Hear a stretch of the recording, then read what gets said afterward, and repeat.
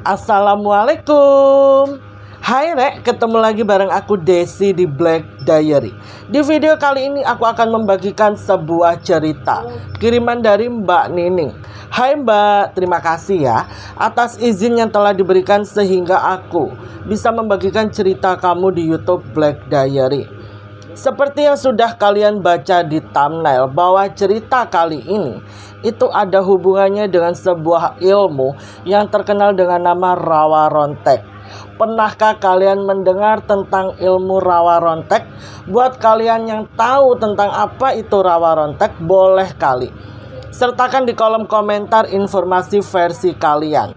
Ya, hitung-hitung untuk memberikan informasi kepada orang-orang yang mungkin belum pernah tahu atau belum pernah mendengar tentang istilah Rawa Rontek. Pasti kalian sudah penasaran bukan dengan cerita apa sih yang dibagikan sama Mbak Nining? Ya udah, kalau gitu kita nggak usah berlama-lama di intro. Mari kita langsung masuk saja ke ceritanya. Sebelum masuk ke cerita yang dikirim sama Mbak Nining, aku mau kasih sedikit disclaimer di awal. Andai kata nantinya kalian mendengar ada suara keramaian, suara orang lagi dandan itu apa ya? Orang lagi mukul-mukul tembok atau lagi kayak bebenah gitu, abaikan saja karena ini ada mas-mas dari wifi mau pasang wifi. Iya, adikku mau pasang wifi dan ini waktunya bersamaan. Aku nggak berani bawain cerita ini malam hari soalnya menurut aku ya cerita dari Mbak Nining ini serem banget. Ya udah deh, kayaknya kita langsung bahas aja ke ceritanya.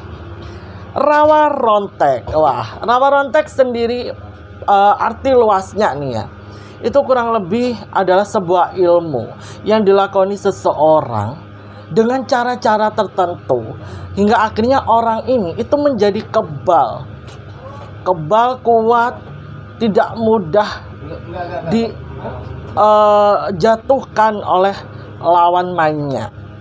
Dan biasanya orang yang memiliki ilmu Rawa Rontek itu tidak sembarangan. Dan pasti orang ini tuh akan terlihat sedikit nyentrik dari orang-orang pada umumnya. Sama halnya seperti sebuah cerita yang dibagikan sama Mbak Nining sama aku. Cerita ini seru banget. Dan kejadiannya itu terjadi di tahun 1992. Dimana pada waktu itu usia Mbak Nining itu baru saja 14 tahun. Jadi ceritanya dia tuh masih duduk di bangku SMP. Pada suatu hari yang cerah, tiba-tiba pintu rumahnya itu ada yang ngetok.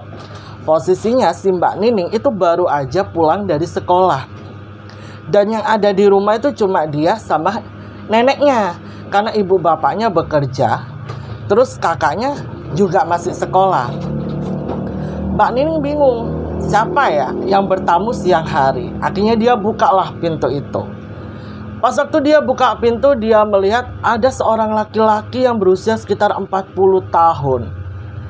Tapi penampilan laki-laki ini itu perlu dipertanyakan. Apalagi ada aroma yang kurang sedap keluar dari tubuh si laki-laki ini. Penampilannya aneh sekali. Rambutnya panjang, gimbal. Terus orang ini seperti tidak pernah mandi. Bajunya compang-camping. Sampai Mbak Nining itu bingung, ini siapa? Si laki-laki itu juga menatap Mbak Nining dengan penuh heran. Lalu si laki-laki itu bertanya, kamu siapa? Mbak Nining juga balik bertanya, lah mas ini siapa? Mau cari siapa? Sampai si laki-laki itu bilang begini, mana ibuku? Ibumu?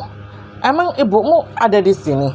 Akhirnya si laki-laki itu tiba-tiba teriak-teriak, ibu di mana? Ibu di mana? Keluarlah neneknya Mbak Nining, yang posisinya beliau itu baru saja selesai menunaikan sholat duhur. Beliau keluar dengan sedikit tergesa-gesa, seolah-olah neneknya Mbak Nining ini hafal dengan sebuah suara dari si laki-laki itu. Sampai akhirnya beliau tertegun begitu beliau melihat laki-laki di hadapannya yang penampilannya aneh ini. Dan neneknya Mbak Nining itu seketika meneteskan air mata.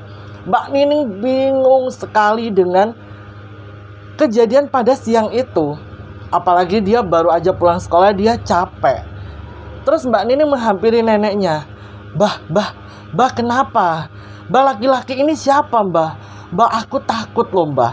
Karena memang penampilannya tuh seperti, mohon maaf, orang yang hilang akal sehatnya. Terus tiba-tiba datang ke rumah nyari-nyari ibunya. Si neneknya Mbak Nining ini hanya bilang begini ke Mbak Nining. "Dee iku pamanmu." Lah, Mbak Nining di situ kan kaget ya. Paman. Karena setaunya Mbak Nining nih ya, bapaknya Mbak Nining itu cuma 3 bersaudara. Dan bapaknya itu anak kedua.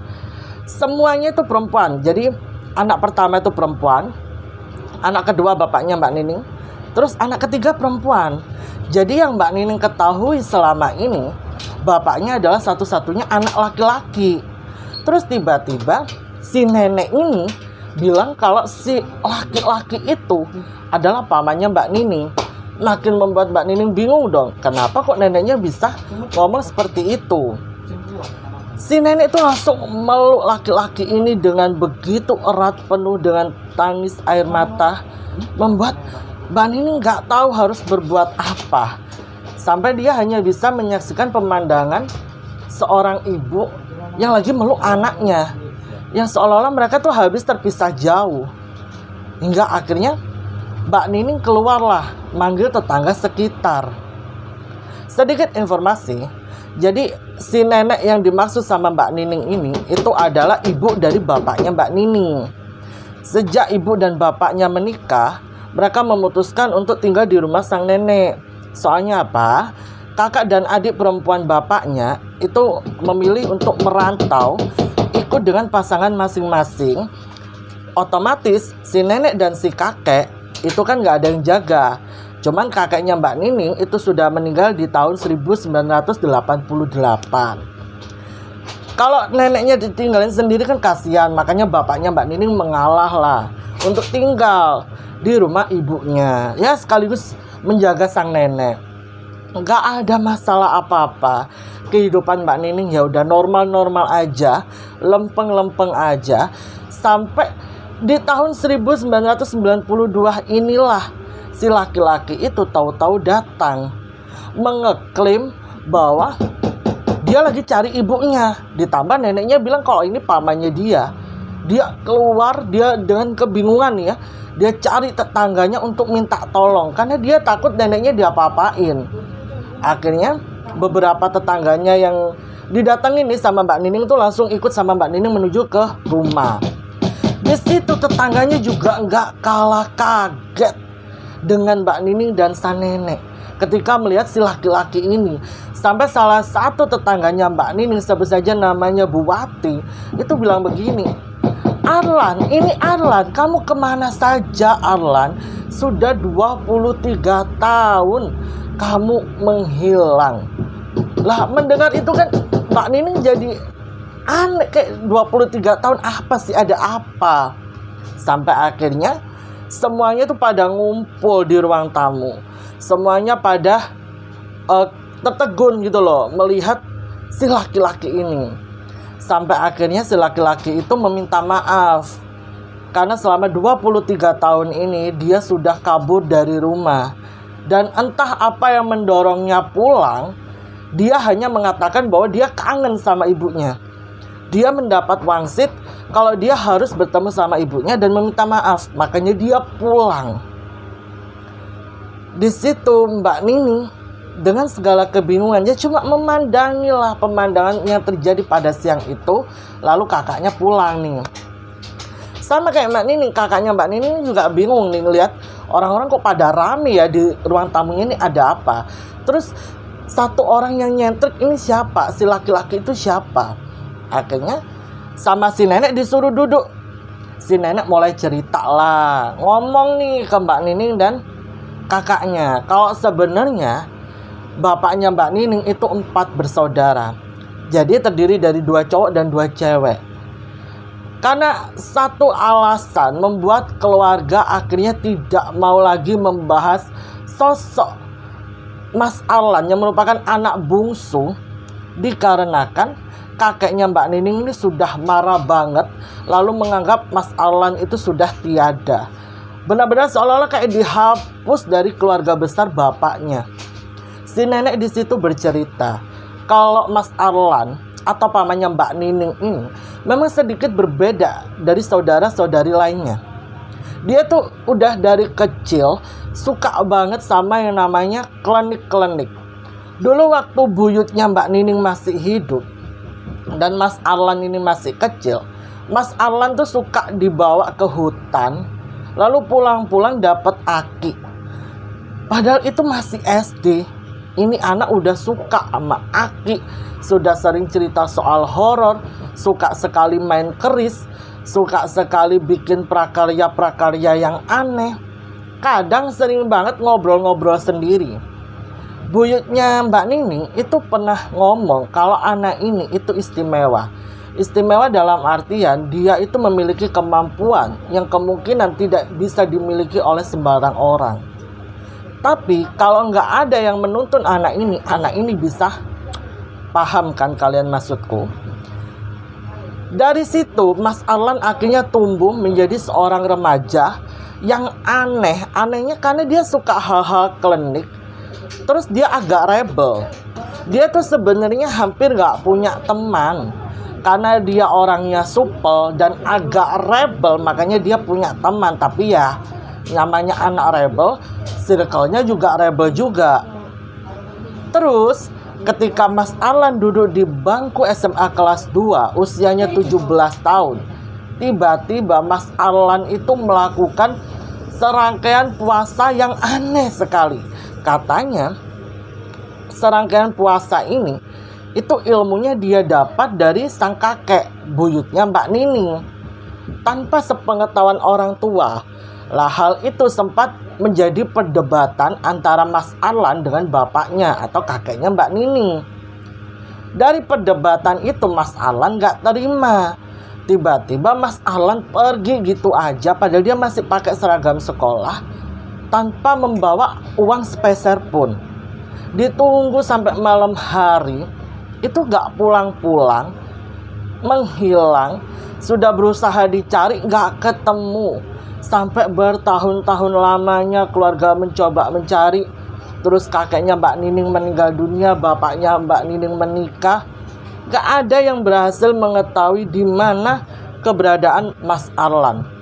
Sampai di hari itu Mas Arlan pulang sendiri gara-gara dia mendapat suruhan. Yang entah dia disuruh siapa untuk pulang, lalu minta maaf sama ibunya. Katanya itu untuk memperkuat ilmu yang sedang dia dalami. Dengan secara terang-terangan di hadapan orang-orang yang ada di ruang tamu pada siang itu, dia mengatakan kalau dia itu sedang mendalami ilmu rawa rontek. Dia mengeklaim dirinya bahwa dia itu gak bisa terluka sedikit pun. Mau orang nyoba tangannya kan baik-baik saja. Tubuhnya mau didor juga gak akan mempan. Itu akhirnya dibuktikan sama Mas Arlan. Dia berjalan ke arah dapur.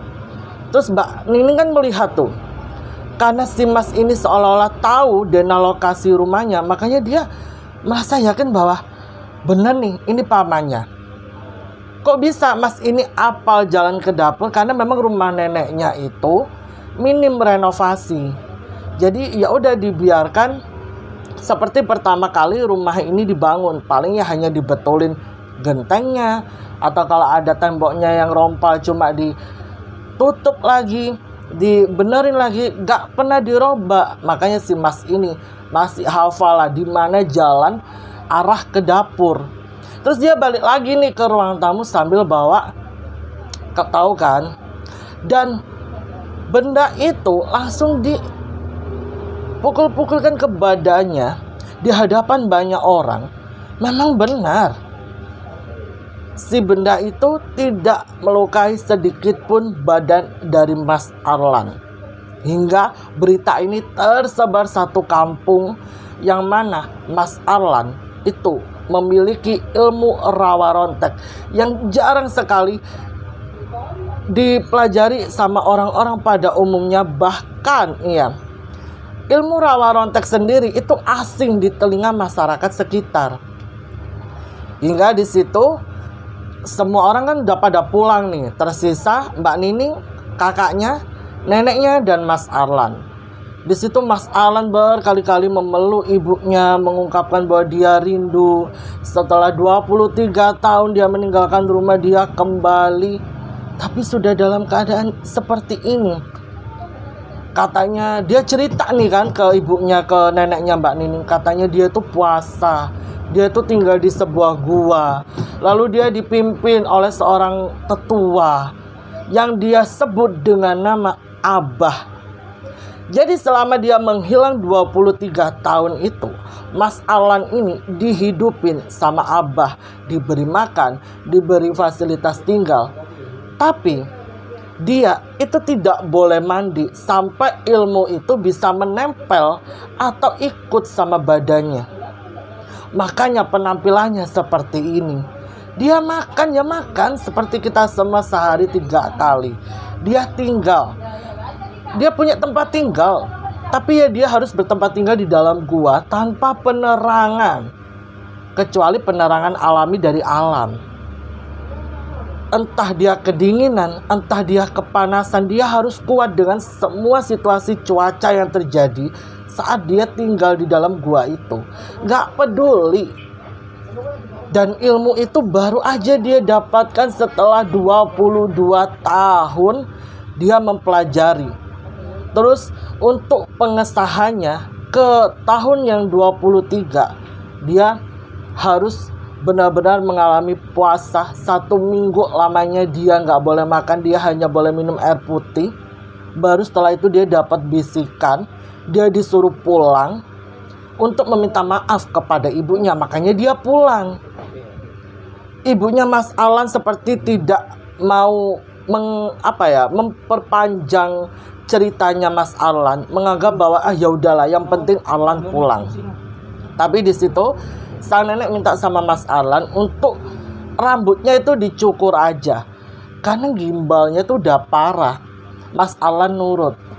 Jadi Mas Arlan langsung diantar sama sang ibu atau neneknya Mbak Nining ini pergi ke kamar mandi.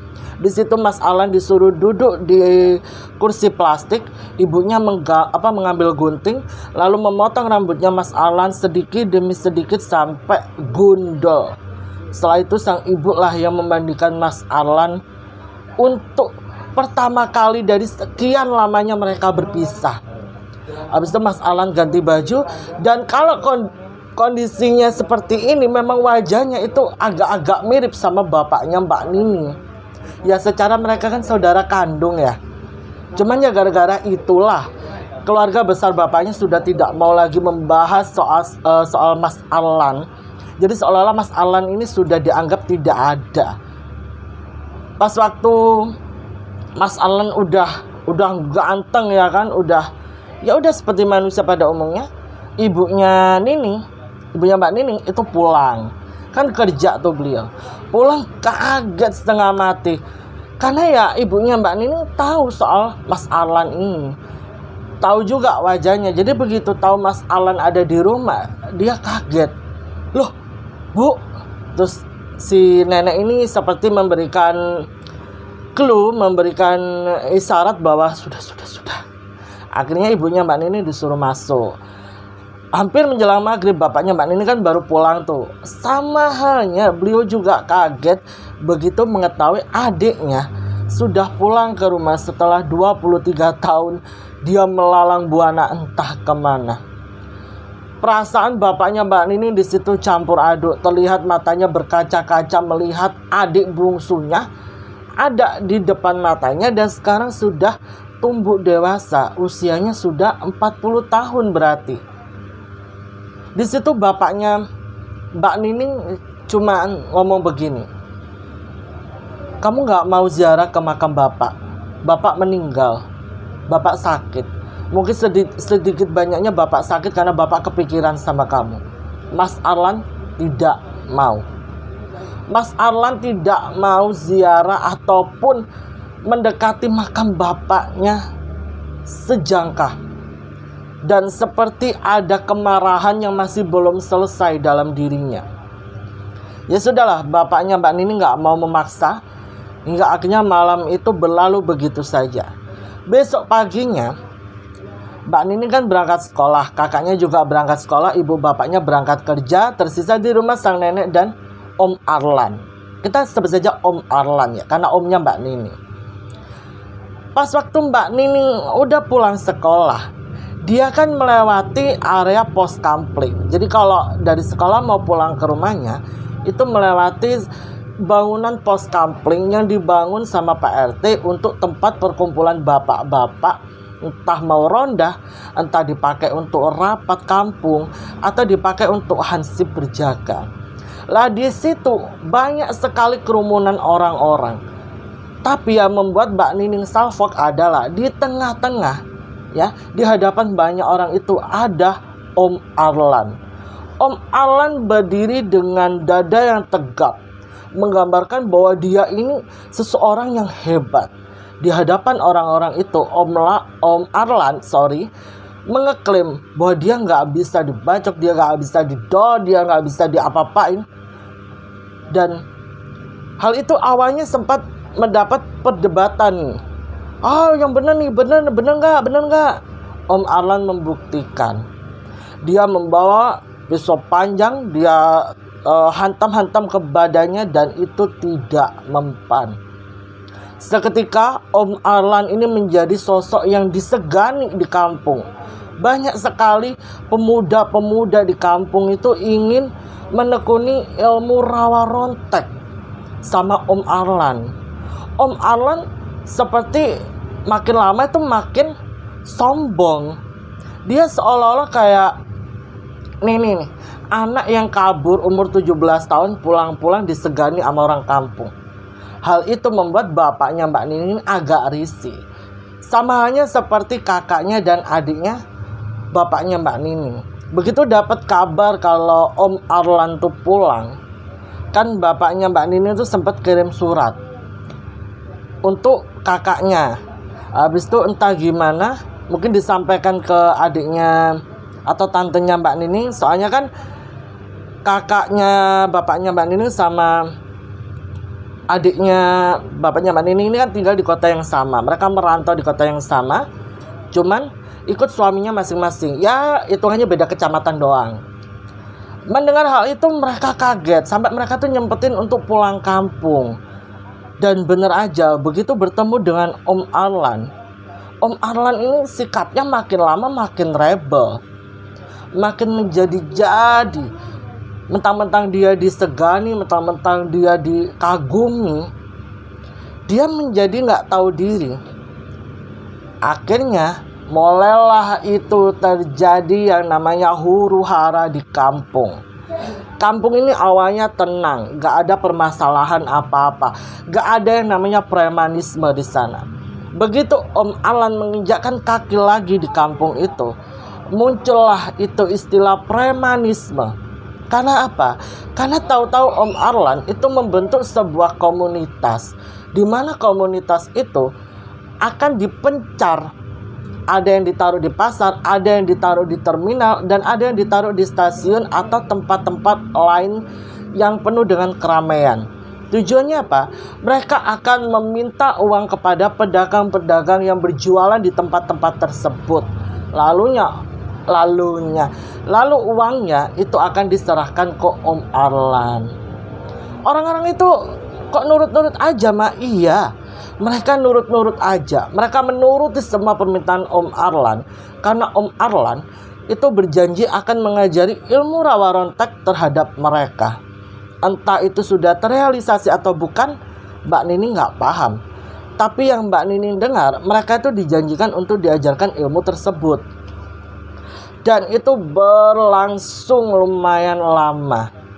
Sampai bapaknya Mbak Nining itu mendapat komplain dari beberapa orang yang merasa mereka diresahkan akan kehadirannya Om Arlan.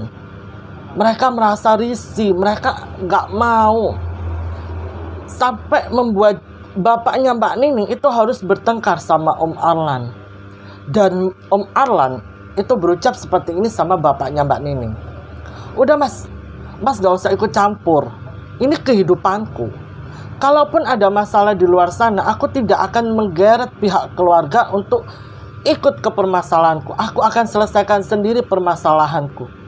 Ini caraku cari uang. Udahlah mas, urus aja lah keluarga mas, gak usah ngurusin aku. Beres kan? Wow, makin lama adiknya ini makin kurang ajar, gak tahu tata krama. Terus bukan hanya itu aja, Om Arlan itu tiba-tiba nih ya, mungkin dia gabut atau gimana. Kalian pasti pernah dengar kan istilah orang kalau makin pinter itu makin keblinger. Mungkin sama halnya kayak Om Arlan. Dia dibekali ilmu rawa rontek, terus membuat dia congak ya. Habis gitu dia makin menjadi-jadi. Entah kegabutan apa yang bersarang di pikirannya sampai tiba-tiba dia itu menerapkan aturan seminggu sekali harus ada pesta mabora di kampung.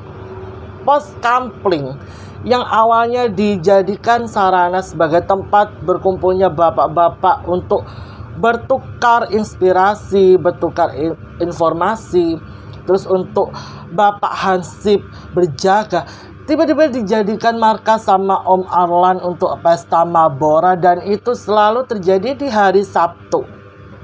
Pak RT berusaha menegur, malah Pak RT ya malah Pak RT yang jadi babak belur di tangan Om Arlan. Bahkan Om Arlan mengancam kalau sampai kejadian ini masuk ke kantor polisi, keluarga Pak RT akan ya kalian paham lah.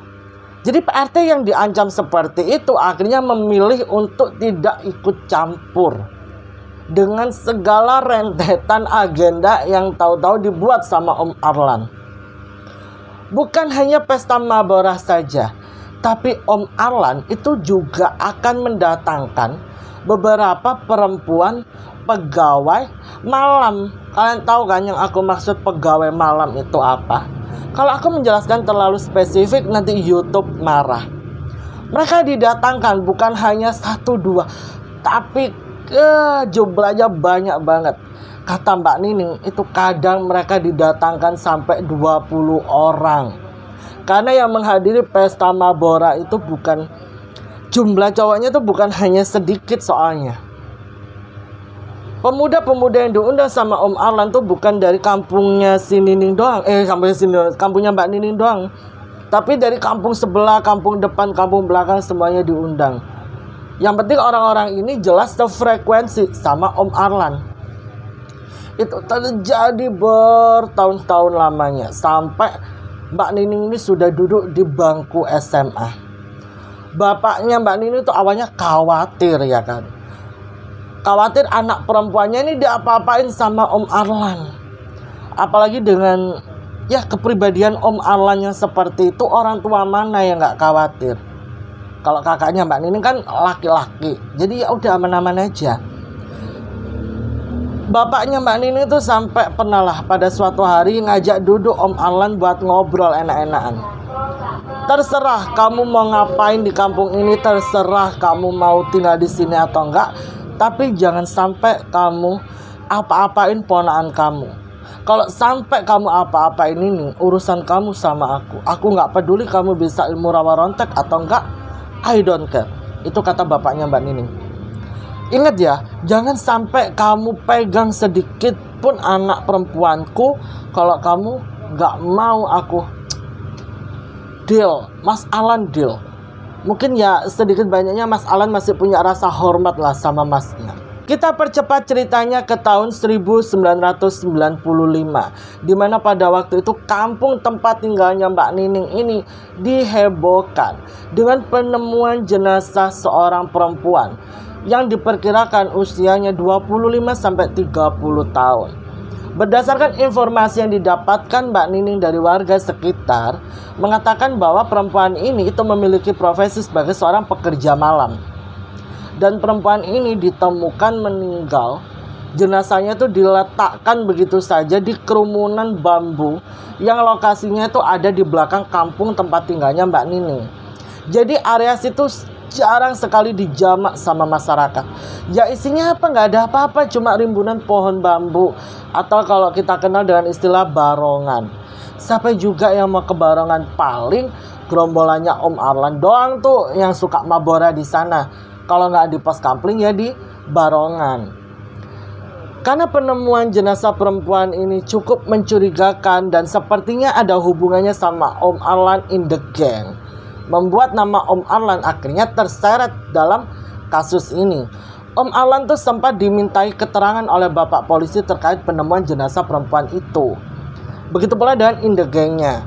Tapi karena kuatnya alibi dan tidak ada bukti yang menghubungkan Om Arlan dengan kasus tersebut, membuat Om Arlan dan in the gang terbebas dari tuduhan yang berhubungan dengan jenazah perempuan itu. Setelah diketahui identitasnya, akhirnya perempuan ini diserahkan kepada pihak keluarga untuk dimakamkan setelah selesai diotopsi. Itu penemuan jenazah pertama. Berlanjut ke 1 bulan setelahnya, ditemukan lagi jenazah seorang perempuan dengan kondisi yang sangat mengenaskan. Usianya diperkirakan 30 tahun. Jenazahnya itu ditemukan di dalam sebuah kandang sapi milik salah satu tetangganya Mbak Nini. Begitu jenazah ini dibawa ke kantor polisi untuk diotopsi, tidak ada jejak DNA yang bisa didapatkan dari jenazah ini guna mengungkap siapa pelakunya. Tapi sekali lagi, penemuan jenazah itu menghubungkan jenazah tersebut dengan sosok Om Arlan in the gang. Dan ya, tentunya Om Arlan in the gang dipanggil lagi ke kantor polisi untuk dimintai keterangan. Karena tidak ada bukti dan ada alibi, membuat Om Arlan ini akhirnya ya udah dilepaskan. Pihak keluarga itu sudah geram dengan kejadian yang terjadi pada tahun-tahun itu. Lalu ada lagi penemuan jenazah di tahun 95, lebih tepatnya di bulan November. Jadi itu berjarak sekitar 4 bulan setelah penemuan jenazah kedua. Tapi kondisinya ini sangat mengenaskan. Kenapa? Karena tidak ditemukan kelapanya. Nggak tahu kelapanya di mana. Bahkan sampai Mbak Nini mengirimkan cerita ini sama aku, kelapanya itu belum ditemukan. Dan membuat jenazah ini akhirnya dimakamkan di Mr. X. Tapi dugaan polisi mengatakan bahwa jenazah perempuan ini adalah seorang pekerja malam. Usianya sekitar 30 tahun sampai 35 tahun. Dan jenazah ini itu pasti ada hubungannya sama Om Arlan. Soalnya apa? Soalnya ada beberapa warga itu yang pernah melihat seorang perempuan dengan ciri-ciri tubuh seperti jenazah ini. Jenazah ini itu memiliki tato di kaki sebelah kanan. Dan warga yang bersaksi itu juga bilang bahwa perempuannya dilihat sama Om Arlan maksudnya, itu juga punya tato di kaki sebelah kanan. Tapi pas waktu Om Arlan dimintai keterangan, Om Arlan tuh punya alibi, ada saksi mata juga, yang membuat Om Arlan akhirnya terbebas dari tuduhan yang keberapa ini tuanya, ketiga. Beberapa minggu setelahnya ditemukan lagi jenazah seorang perempuan. Kali ini usianya sudah matang.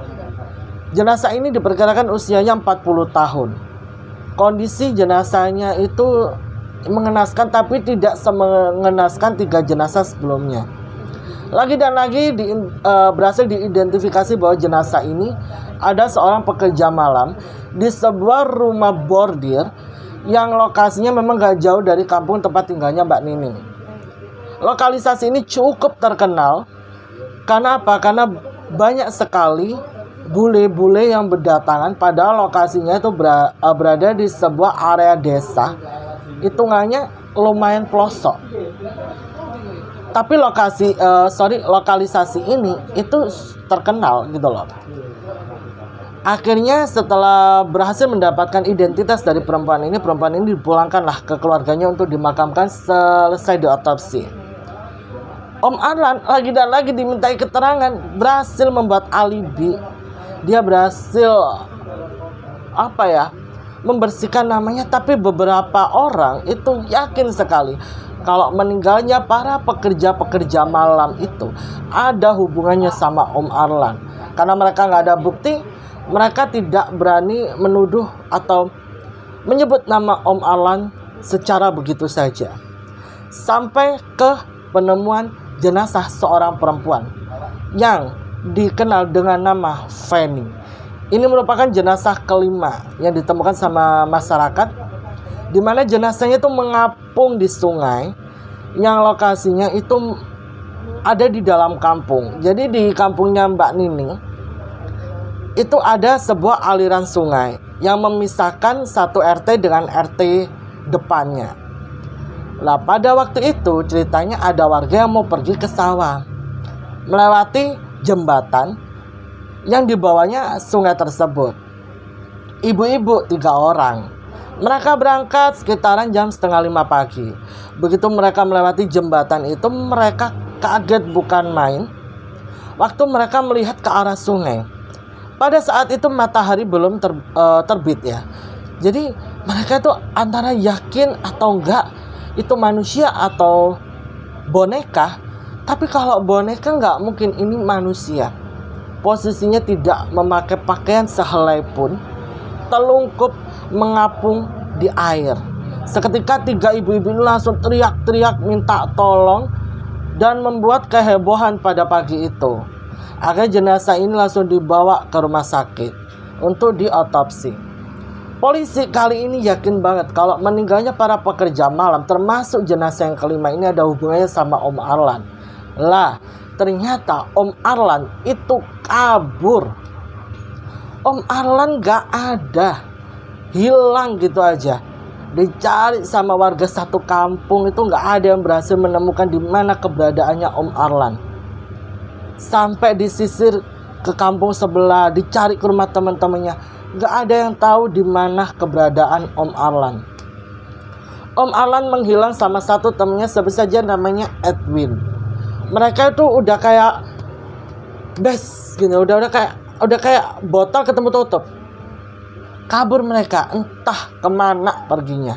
Karena Om Arlan menghilang, akhirnya polisi tidak berhasil meminta keterangan terhadap Om Arlan dan membuat kasus ini akhirnya gantung. Polisi semakin curiga nih sama Om Arlan. Kenapa setelah penemuan jenazah kelima Om Arlan tiba-tiba menghilang? Apakah benar penemuan jenazah-jenazah itu ada hubungannya sama Om Arlan? Bertahun-tahun lamanya Om Arlan menghilang lagi bersama satu temannya bernama Edwin. Orang tuanya Edwin tuh sampai datang ke rumahnya Om Arlan, ke rumah neneknya Mbak Nining ini untuk mencari anaknya. Tapi ya mereka aja kehilangan Om Arlan.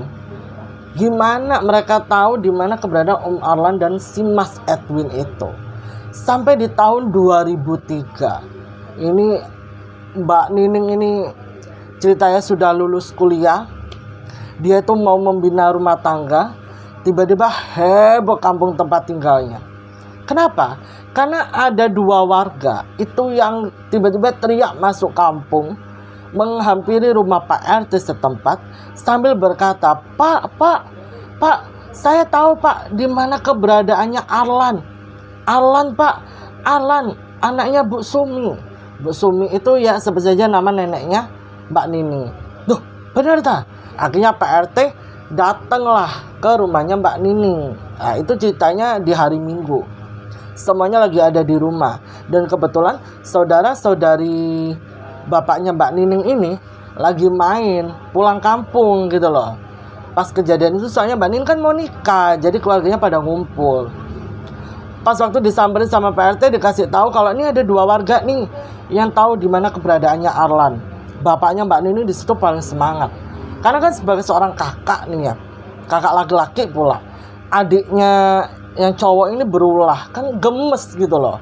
Mereka langsung menuju ke tempat yang dimaksud sama 2 orang ini. Begitu tiba di sana, Mereka itu hanya melihat sebuah gubuk yang tidak ada listrik, tidak ada aliran listrik, tidak ada pencahayaan. Gubuk ini seolah-olah dibangun ala kadarnya, dan lokasinya itu ternyata nggak jauh dari area perkampungan. Jadi posisinya itu benar-benar di belakang area Barongan. Seperti yang aku katakan tadi, karena area Barongan ini jarang sekali dijamak sama masyarakat. Jadi masyarakat itu pas waktu Om Arlan hilang, nggak ada yang kepikiran buat cari Om Arlan sampai nembus ke Barongan-Barongan ini. Padahal di balik rimbunan Barongan itu ada sebuah gubuk yang didirikan dadakan sama Om Arlan. Jadi bertahun-tahun lamanya Om Arlan tuh hidup menyendiri di situ. Karena dia kan sudah kebiasaan ya kan. Jadi untuk menyendiri dan hidup di tempat-tempat seperti ini membuat dia nggak kaget. Pas waktu itu Pak RT bilang begini sama bapaknya Mbak Nini, "Pak, ini kita nggak bisa Pak kalau hanya manggil Arlan. Kita harus libatkan pihak kepolisian. Karena kita harus mendapatkan kesaksian apakah Arlan ada hubungannya dengan jenazah-jenazah yang ditemukan pada waktu itu Pak. Kan kasusnya belum selesai. Tiba-tiba Arlan hilang. Jenazah yang kelima Bapak masih ingat nggak?" "Oh ya masih ingat. Akhirnya pihak keluarga berkooperatif, menyetujui permintaan dari Pak RT. Pak RT langsung meminta tolong kepada beberapa bapak-bapak untuk pergi ke kantor polisi. Gak berselang lama, beberapa polisi itu sudah datang dengan laras panjang. Seolah-olah nih ya, mereka itu lagi mau mengepung seseorang yang berbahaya.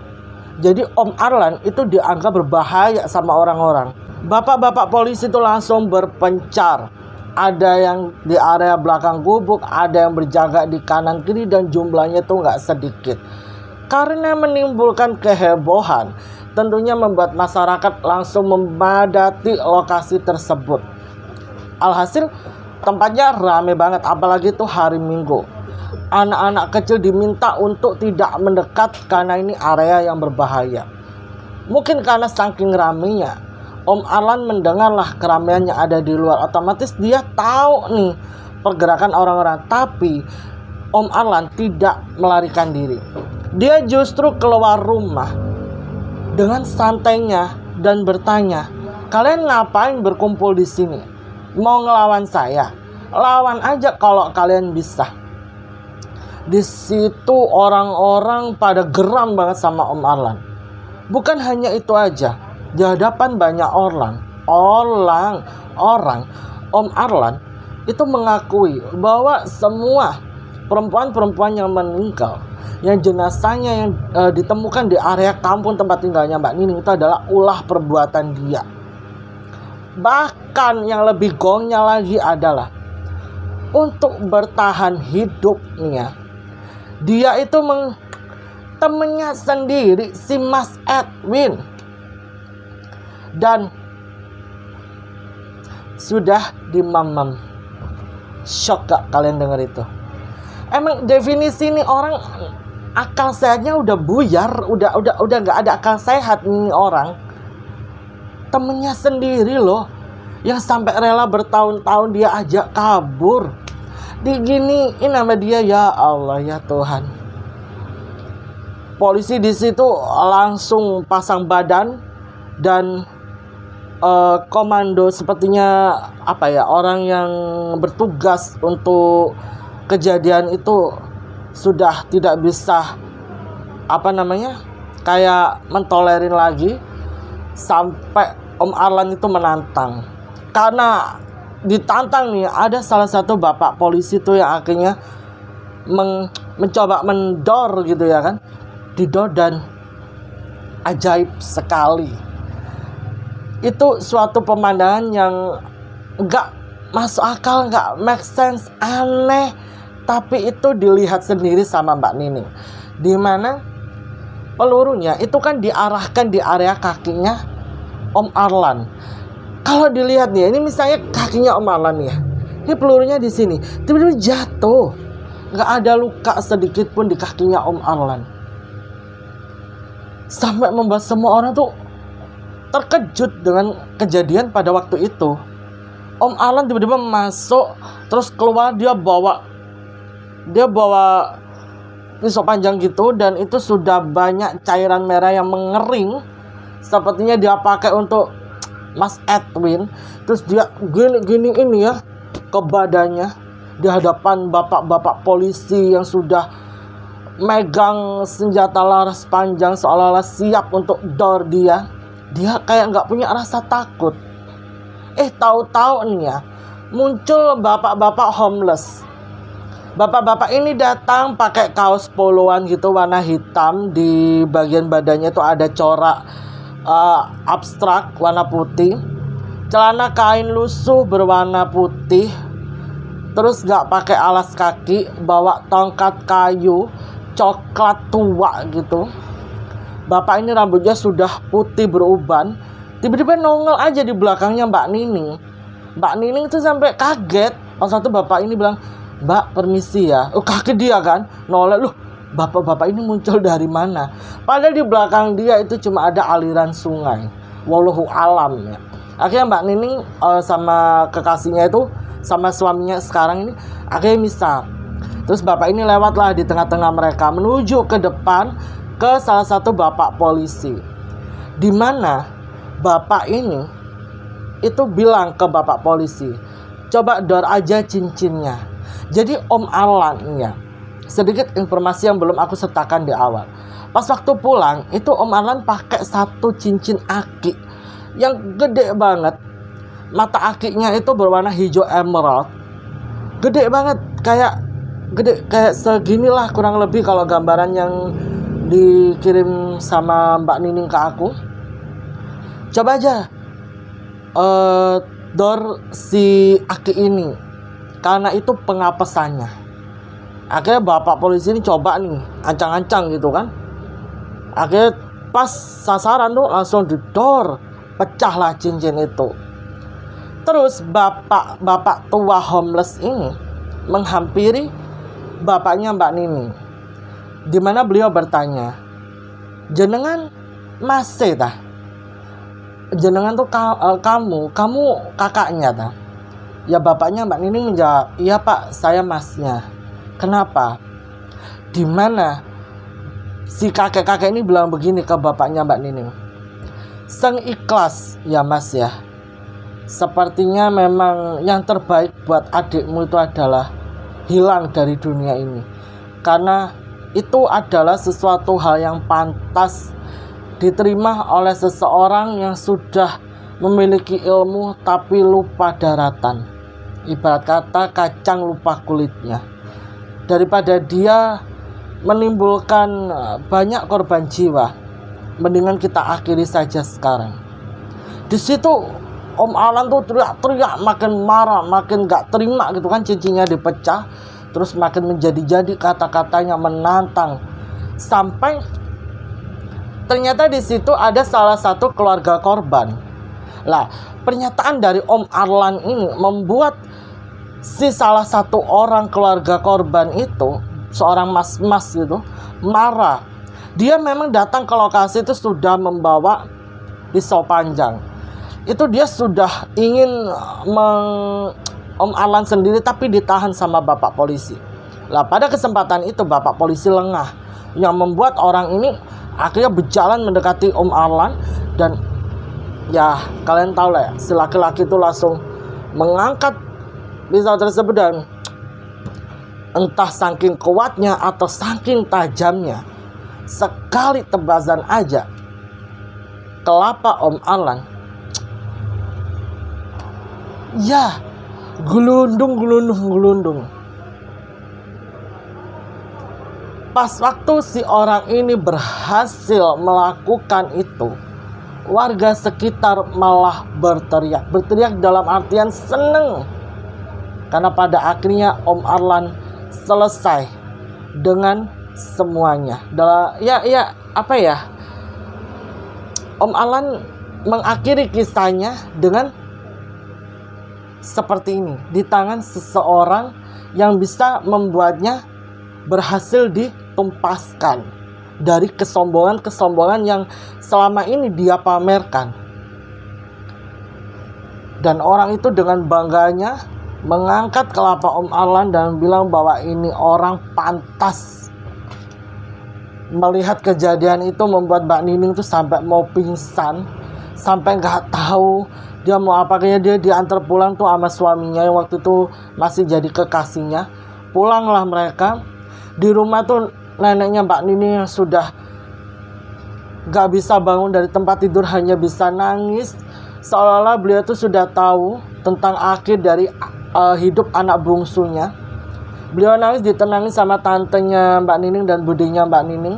Di situ Mbak Nining memeluk sang nenek sambil bilang, "Ikhlas ya, Nek." Dengan bercucuran air mata, neneknya bilang, "Nenek wis ikhlas, Dok. Mbah wis ikhlas, Dok. Mbah wis ikhlas. Omu ancen kebangetan." Lah, dari si kakek-kakek homeless ini sebelum akhirnya hilang entah kemana, sempat berpesan kepada pihak keluarganya Mbak Nining untuk tubuhnya Om Arlan ini dimakamkan secara terpisah. Karena tindak kejahatan yang dilakukan sama Om Arlan ini sudah terlalu fatal, Om Arlan jenazahnya nggak boleh dimakamin di situ. Akhirnya bapaknya Mbak Nining mencari informasi makam umum yang bisa dibeli, dan itu jaraknya lumayan jauh dari kampungnya Mbak Nining. Mereka beli tanah di situ untuk memakamkan tubuhnya Om Arlan. Sedangkan kelapanya itu dimakamkan sampai keluar pulau, ke kampung apa ya hitungannya, Pak D-nya bapaknya Mbak Nining. Iya, benar-benar harus dipisah. Soalnya kalau nggak gitu, katanya nih ya, konon katanya itu bisa gabung lagi. Cuman ya wallahu alam. Lah, bapaknya Mbak Nining itu kan mau tanya beberapa hal sama si kakek-kakek homeless yang tiba-tiba nongol gitu aja. Si kakek-kakek ini menghilang. Nggak ada yang lihat si kakek ini pergi kemana.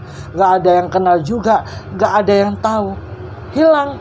Makanya sampai detik ini nih ya, masih menjadi pertanyaan, si kakek-kakek itu sebenarnya siapa?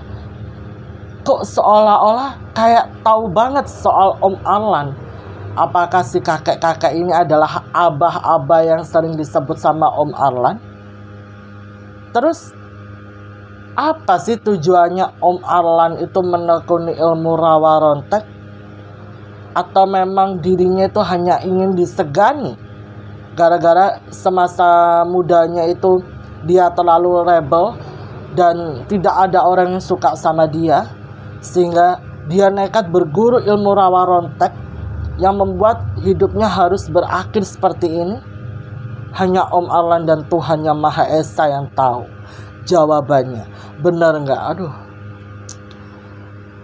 Kejadian Om Arlan ini itu sampai detik ini masih menjadi perbincangan hangat di tengah-tengah masyarakat kampung tempat tinggalnya Mbak Nining. Bahkan ya, ibu-ibu di kampung itu sampai detik ini menerapkan omongan-omongan kepada anak-anaknya begini. Misalnya kayak udah maghrib, anaknya nggak mau pulang, mesti langsung diomongin begini, kalau nggak pulang nanti disamperin Pak D. Arlan loh. Hayo loh. Baru tuh mereka mau pulang. Terus kalau anaknya nggak mau makan ya, disamperin sama Pak D. Arlan. Awalnya keluarganya Mbak Nining tuh agak risih dengan omong-omongan seperti itu. Kayak seolah-olah ya memang kalau memang benar Om Arlan bersalah, tidak perlulah dibahas-bahas lagi. Tapi seiring berjalannya waktu, sebelum sang nenek meninggal dunia, neneknya Mbak Nining itu bilang udah biarin aja. Yang penting kejadian apa yang terjadi pada waktu itu tidak terulang lagi di kampung ini, dan kisahnya Arlan itu sudah tamat. Kalau masalah omongan seperti itu sih gak terlalu digubris lagi sama pihak keluarga. Banyak banget orang-orang itu yang sering bilang kalau di Barongan itu mereka kerap melihat penampakan sosok tubuh tanpa kelapa. kayaknya tubuhnya tuh mirip banget sama Om Arlan.